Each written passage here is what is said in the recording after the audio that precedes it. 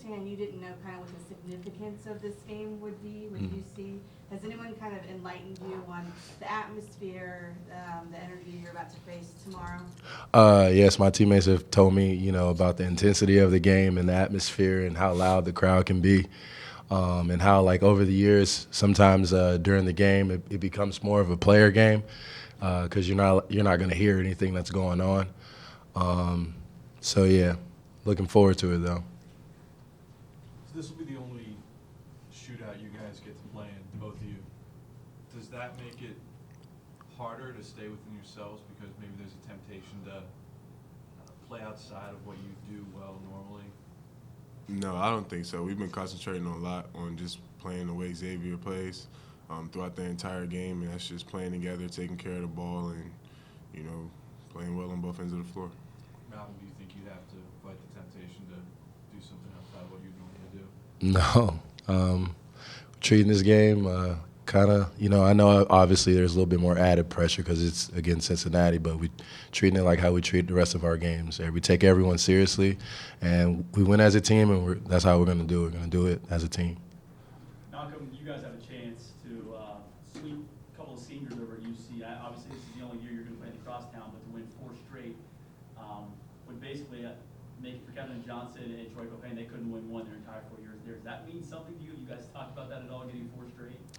I haven't looked too much into that, but if we can do that, then that would be great. Another win for Xavier is a great thing for us.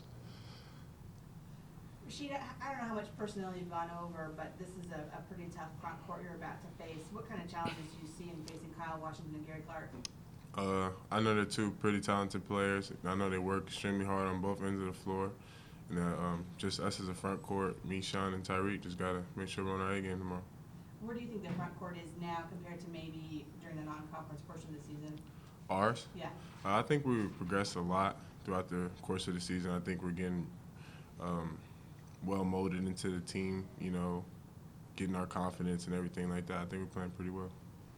There was a time actually last game that you were sealed your man and really wanted the ball, and Malcolm had it and ended up passing it, and you were frustrated that you didn't get the ball. Do you feel that the guards are feeding the posts enough? Maybe not just you, but the entire front court.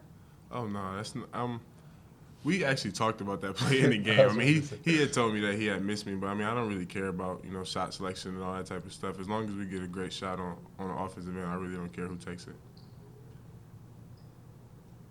RaShid, obviously this game is always important, but considering right now where you guys are just in the grind of the season, how much more important does this game feel right now, just to get a quality win for you guys where you are right now? Top 25 matchup. Obviously, I think we came in at like 24 this week or something like that. So I mean, any time to beat a ranked opponent is obviously a great opportunity for our team. Has Coach tried to, I guess the right word, but maybe just play down to the emotions of this game to keep you guys kind of balanced, or how has it been approached from the inside out with Coach? I mean, we've been treating this game like how we treat every other game, as like Malcolm said earlier. But I mean, as far as just the emotions, and he told us it's going to be a loud crowd. He also told us it's going to be probably the most fun game we'll play in throughout our entire college career. So I mean, he's kind of playing both sides of it. He's not holding nothing back from us. So. How much do you look forward to just the chance to have bragging rights in a game like this? I mean, one game you get. I mean, I guess it's a nice thing to accomplish, and like we said, we're just looking at this game as every other game. It's not like I'm gonna be 2 weeks down the road still talking about whether we won or lost at UC. So just trying to win. When Chris was recruiting you guys to come here, did he ever mention the shootout? Was that part of his sales pitch to either of you? No, not to me. It wasn't a part of the pitch. I mean, I think he might have brought up just like the atmosphere or something like that, and just as far as just how crazy it gets in the Centon Center or at UC's arena, but it wasn't like a crazy sales pitch, no sir. Any of you guys ever watch any of these games on television?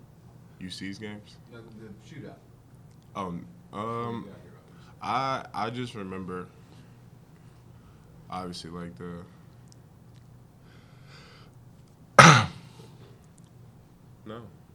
No, not really.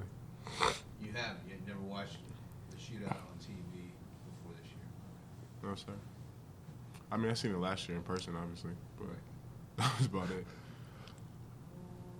Malcolm, after the 3-game losing streak and then the win over Georgetown, do you feel like the team is at a place where it's a little bit of a calm after a storm? Or do you feel like you're kind of still raging on here as you kind of face another, the rest of the season is tough? I think that, those 3 losses, they really hurt us. And, us getting that win against Georgetown, I mean, it feels good to get some confidence. But I feel like, as a team, we're a little upset. Like, we want more, so I feel like, the storm is definitely upon us. And I think that we're ready and we're up to the challenge to beat UC and everyone else that comes our way.